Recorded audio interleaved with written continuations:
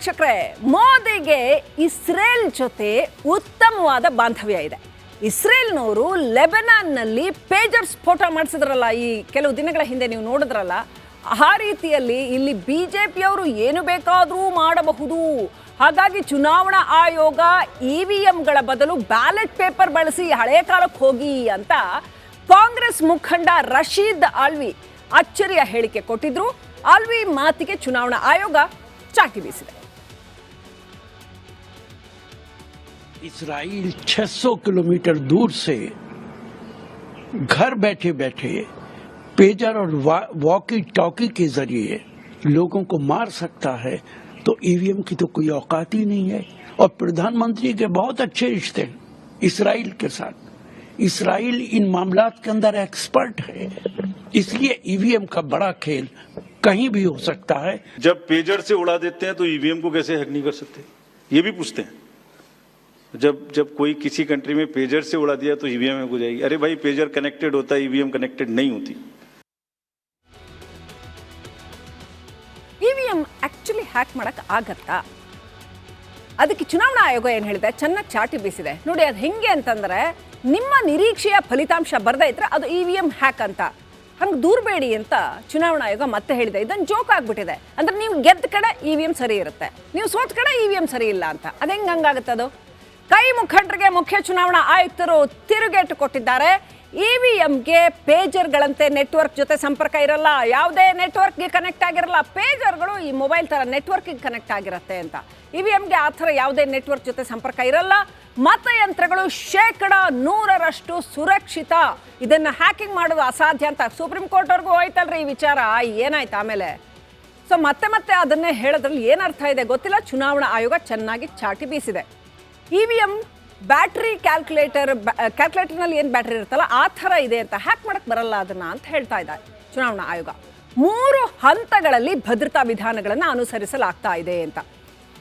ಅಮೆರಿಕಕ್ಕಿಂತ ಮುಂದಿದ್ದೀವಿ ನಾವು ಆ ವಿಚಾರದಲ್ಲಿ ಅಂತ ಹಲವು ತಜ್ಞರು ಹೇಳ್ತಾರೆ. ಅಲ್ಲಿ ಇನ್ನೂ ಬ್ಯಾಲೆಟ್ ಪೇಪರ್ ನಡೆಯುತ್ತೆ, ನಮ್ಮಲ್ಲಿ ಬ್ಯಾಲೆಟ್ ಪೇಪರ್ ನಡೆಯಲ್ಲ, ಯಾಕಂದ್ರೆ ಅಷ್ಟು ಕಟ್ಟುನಿಟ್ಟಾಗಿ ಚುನಾವಣೆ ನಡೆಯುತ್ತೆ ಅಂತ ಚುನಾವಣಾ ತಜ್ಞರುಗಳು ಹೇಳ್ತಾರೆ.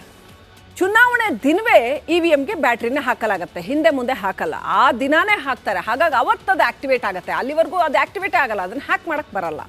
ಕಾಂಗ್ರೆಸ್ ಆರೋಪವನ್ನು ಎಲೆಕ್ಷನ್ ಕಮಿಷನ್ ತಿರಸ್ಕರಿಸಿದೆ. ಇದು ಯಾವುದೇ ಪಕ್ಷದ ಮಾತಲ್ಲ, ಎಲೆಕ್ಷನ್ ಕಮಿಷನ್ ಹೇಳ್ತಾ ಇರುವಂಥ ಮಾತು. ಮುಂದಿನ ಸುದ್ದಿಗೆ ಹೋಗೋಣ ವೀಕ್ಷಕರೇ. ಮೋದಿಗೆ ಇಸ್ರೇಲ್ ಜೊತೆ ಉತ್ತಮವಾದ ಬಾಂಧವ್ಯ ಇದೆ. ಇಸ್ರೇಲ್ನವರು ಲೆಬನಾನ್ನಲ್ಲಿ ಪೇಜರ್ ಸ್ಫೋಟ ಮಾಡಿಸಿದ್ರಲ್ಲ, ಈ ಕೆಲವು ದಿನಗಳ ಹಿಂದೆ ನೀವು ನೋಡಿದ್ರಲ್ಲ, ಆ ರೀತಿಯಲ್ಲಿ ಇಲ್ಲಿ ಬಿಜೆಪಿಯವರು ಏನು ಬೇಕಾದರೂ ಮಾಡಬಹುದು. ಹಾಗಾಗಿ ಚುನಾವಣಾ ಆಯೋಗ ಇವಿಎಂಗಳ ಬದಲು ಬ್ಯಾಲೆಟ್ ಪೇಪರ್ ಬಳಸಿ ಹಳೆ ಕಾಲಕ್ಕೆ ಹೋಗಿ ಅಂತ ಕಾಂಗ್ರೆಸ್ ಮುಖಂಡ ರಶೀದ್ ಆಲ್ವಿ ಅಚ್ಚರಿಯ ಹೇಳಿಕೆ ಕೊಟ್ಟಿದ್ರು. ಆಲ್ವಿ ಮಾತಿಗೆ ಚುನಾವಣಾ ಆಯೋಗ ಚಾಟಿ ಬೀಸಿದೆ. इसराइल 600 किलोमीटर दूर से घर बैठे बैठे पेजर और वॉकी टॉकी के जरिए लोगों को मार सकता है, तो ईवीएम की तो कोई औकात ही नहीं है। और प्रधानमंत्री के बहुत अच्छे रिश्ते हैं इसराइल के साथ। इसराइल इन मामलात के अंदर एक्सपर्ट है, इसलिए ईवीएम का बड़ा खेल कहीं भी हो सकता है। जब पेजर से उड़ा देते हैं तो ईवीएम को कैसे हैक नहीं कर सकते, ये भी पूछते हैं। जब कोई किसी कंट्री में पेजर से उड़ा दिया तो ईवीएम हो जाएगी। अरे भाई, पेजर कनेक्टेड होता है, ईवीएम कनेक्टेड नहीं होती। ಇವಿಎಂ ಆಕ್ಚುಲಿ ಹ್ಯಾಕ್ ಮಾಡಕ್ ಆಗತ್ತಾ? ಅದಕ್ಕೆ ಚುನಾವಣಾ ಆಯೋಗ ಏನು ಹೇಳಿದೆ, ಚೆನ್ನಾಗಿ ಚಾಟಿ ಬೀಸಿದೆ ನೋಡಿ. ಅದು ಹೆಂಗೆ ಅಂತಂದ್ರೆ, ನಿಮ್ಮ ನಿರೀಕ್ಷೆಯ ಫಲಿತಾಂಶ ಬರ್ದೇ ಇದ್ರೆ ಅದು ಇವಿಎಂ ಹ್ಯಾಕ್ ಅಂತ, ಹಂಗೆ ದೂರಬೇಡಿ ಅಂತ ಚುನಾವಣಾ ಆಯೋಗ ಮತ್ತೆ ಹೇಳಿದೆ. ಇದನ್ನು ಜೋಕ್ ಆಗ್ಬಿಟ್ಟಿದೆ. ಅಂದ್ರೆ ನೀವು ಗೆದ್ದ ಕಡೆ ಇವಿಎಂ ಸರಿ ಇರುತ್ತೆ, ನೀವು ಸೋತ ಕಡೆ ಇವಿಎಂ ಸರಿ ಇಲ್ಲ ಅಂತ. ಅದು ಹೆಂಗೆ ಹಂಗಾಗುತ್ತೆ? ಅದು ಕೈ ಮುಖಂಡರಿಗೆ ಮುಖ್ಯ ಚುನಾವಣಾ ಆಯುಕ್ತರು ತಿರುಗೇಟು ಕೊಟ್ಟಿದ್ದಾರೆ. ಇವಿಎಂಗೆ ಪೇಜರ್ಗಳಂತೆ ನೆಟ್ವರ್ಕ್ ಜೊತೆ ಸಂಪರ್ಕ ಇರಲ್ಲ, ಯಾವುದೇ ನೆಟ್ವರ್ಕ್ಗೆ ಕನೆಕ್ಟ್ ಆಗಿರಲ್ಲ. ಪೇಜರ್ಗಳು ಈ ಮೊಬೈಲ್ ಥರ ನೆಟ್ವರ್ಕ್ಗೆ ಕನೆಕ್ಟ್ ಆಗಿರುತ್ತೆ ಅಂತ. ಇವಿಎಂಗೆ ಆ ಥರ ಯಾವುದೇ ನೆಟ್ವರ್ಕ್ ಜೊತೆ ಸಂಪರ್ಕ ಇರಲ್ಲ. ಮತಯಂತ್ರಗಳು 100% ಸುರಕ್ಷಿತ, ಇದನ್ನು ಹ್ಯಾಕಿಂಗ್ ಮಾಡೋದು ಅಸಾಧ್ಯ ಅಂತ ಸುಪ್ರೀಂ ಕೋರ್ಟ್ವರೆಗೂ ಹೋಯ್ತಲ್ರಿ ಈ ವಿಚಾರ. ಏನಾಯ್ತು ಆಮೇಲೆ? ಸೊ ಮತ್ತೆ ಅದನ್ನೇ ಹೇಳೋದ್ರಲ್ಲಿ ಏನರ್ಥ ಇದೆ ಗೊತ್ತಿಲ್ಲ. ಚುನಾವಣಾ ಆಯೋಗ ಚೆನ್ನಾಗಿ ಚಾಟಿ ಬೀಸಿದೆ. ಇವಿಎಂ ಬ್ಯಾಟ್ರಿ ಕ್ಯಾಲ್ಕುಲೇಟರ್ನಲ್ಲಿ ಏನು ಬ್ಯಾಟ್ರಿ ಇರುತ್ತಲ್ಲ ಆ ಥರ ಇದೆ ಅಂತ, ಹ್ಯಾಕ್ ಮಾಡಕ್ಕೆ ಬರಲ್ಲ ಅದನ್ನು ಅಂತ ಹೇಳ್ತಾ ಇದ್ದಾರೆ ಚುನಾವಣಾ ಆಯೋಗ. 3 ಹಂತಗಳಲ್ಲಿ ಭದ್ರತಾ ವಿಧಾನಗಳನ್ನು ಅನುಸರಿಸಲಾಗ್ತಾ ಇದೆ ಅಂತ. ಅಮೆರಿಕಕ್ಕಿಂತ ಮುಂದಿದೀವಿ ನಾವು ಆ ವಿಚಾರದಲ್ಲಿ ಅಂತ ಹಲವು ತಜ್ಞರು ಹೇಳ್ತಾರೆ. ಅಲ್ಲಿ ಇನ್ನೂ ಬ್ಯಾಲೆಟ್ ಪೇಪರ್ ನಡೆಯುತ್ತೆ, ನಮ್ಮಲ್ಲಿ ಬ್ಯಾಲೆಟ್ ಪೇಪರ್ ನಡೆಯಲ್ಲ, ಯಾಕಂದ್ರೆ ಅಷ್ಟು ಕಟ್ಟುನಿಟ್ಟಾಗಿ ಚುನಾವಣೆ ನಡೆಯುತ್ತೆ ಅಂತ ಚುನಾವಣಾ ತಜ್ಞರುಗಳು ಹೇಳ್ತಾರೆ. ಚುನಾವಣೆ ದಿನವೇ ಇವಿಎಂಗೆ ಬ್ಯಾಟ್ರಿನ ಹಾಕಲಾಗುತ್ತೆ, ಹಿಂದೆ ಮುಂದೆ ಹಾಕಲ್ಲ, ಆ ದಿನಾನೇ ಹಾಕ್ತಾರೆ. ಹಾಗಾಗಿ ಅವತ್ತದು ಆಕ್ಟಿವೇಟ್ ಆಗುತ್ತೆ, ಅಲ್ಲಿವರೆಗೂ ಅದು ಆಕ್ಟಿವೇಟ್ ಆಗಲ್ಲ, ಅದನ್ನು ಹ್ಯಾಕ್ ಮಾಡಕ್ಕೆ ಬರಲ್ಲ. ಕಾಂಗ್ರೆಸ್ ಆರೋಪವನ್ನು ಎಲೆಕ್ಷನ್ ಕಮಿಷನ್ ತಿರಸ್ಕರಿಸಿದೆ. ಇದು ಯಾವುದೇ ಪಕ್ಷದ ಮಾತಲ್ಲ, ಎಲೆಕ್ಷನ್ ಕಮಿಷನ್ ಹೇಳ್ತಾ ಇರುವಂಥ ಮಾತು. ಮುಂದಿನ ಸುದ್ದಿಗೆ ಹೋಗೋಣ ವೀಕ್ಷಕರೇ. ಮೋದಿಗೆ ಇಸ್ರೇಲ್ ಜೊತೆ ಉತ್ತಮವಾದ ಬಾಂಧವ್ಯ ಇದೆ.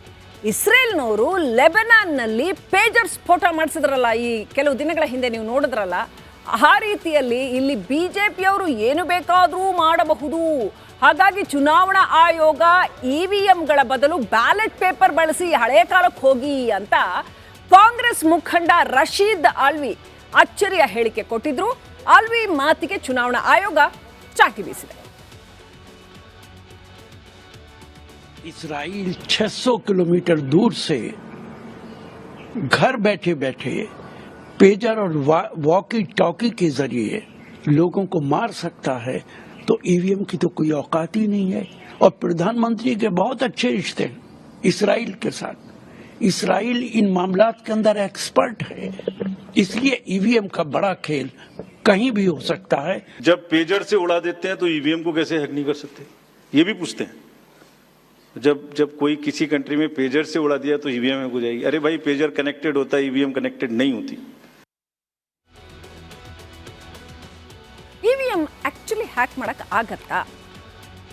ಅದಕ್ಕೆ ಚುನಾವಣಾ ಆಯೋಗ ಏನು ಹೇಳಿದೆ, ಚೆನ್ನಾಗಿ ಚಾಟಿ ಬೀಸಿದೆ. ನೋಡಿ ಅದು ಹೆಂಗೆ ಅಂತಂದ್ರೆ, ನಿಮ್ಮ ನಿರೀಕ್ಷೆಯ ಫಲಿತಾಂಶ ಬರದೇ ಇದ್ರೆ ಅದು ಇವಿಎಂ ಹ್ಯಾಕ್ ಅಂತ, ಹಂಗೆ ದೂರಬೇಡಿ ಅಂತ ಚುನಾವಣಾ ಆಯೋಗ ಮತ್ತೆ ಹೇಳಿದೆ. ಇದನ್ನು ಜೋಕ್ ಆಗ್ಬಿಟ್ಟಿದೆ. ಅಂದ್ರೆ ನೀವು ಗೆದ್ದ ಕಡೆ ಇವಿಎಂ ಸರಿ ಇರುತ್ತೆ, ನೀವು ಸೋತ ಕಡೆ ಇವಿಎಂ ಸರಿ ಇಲ್ಲ ಅಂತ. ಅದು ಹೆಂಗೆ ಹಂಗಾಗುತ್ತದು? ಕೈ ಮುಖಂಡರಿಗೆ ಮುಖ್ಯ ಚುನಾವಣಾ ಆಯುಕ್ತರು ತಿರುಗೇಟು ಕೊಟ್ಟಿದ್ದಾರೆ. ಇವಿಎಂಗೆ ಪೇಜರ್ಗಳಂತೆ ನೆಟ್ವರ್ಕ್ ಜೊತೆ ಸಂಪರ್ಕ ಇರಲ್ಲ, ಯಾವುದೇ ನೆಟ್ವರ್ಕ್ಗೆ ಕನೆಕ್ಟ್ ಆಗಿರಲ್ಲ. ಪೇಜರ್ಗಳು ಈ ಮೊಬೈಲ್ ಥರ ನೆಟ್ವರ್ಕಿಗೆ ಕನೆಕ್ಟ್ ಆಗಿರುತ್ತೆ ಅಂತ. ಇವಿಎಂಗೆ ಆ ಥರ ಯಾವುದೇ ನೆಟ್ವರ್ಕ್ ಜೊತೆ ಸಂಪರ್ಕ ಇರಲ್ಲ.